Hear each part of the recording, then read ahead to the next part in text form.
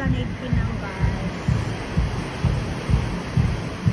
Marami siyang tao dito during yung parang dinner na. Kasi sobrang init.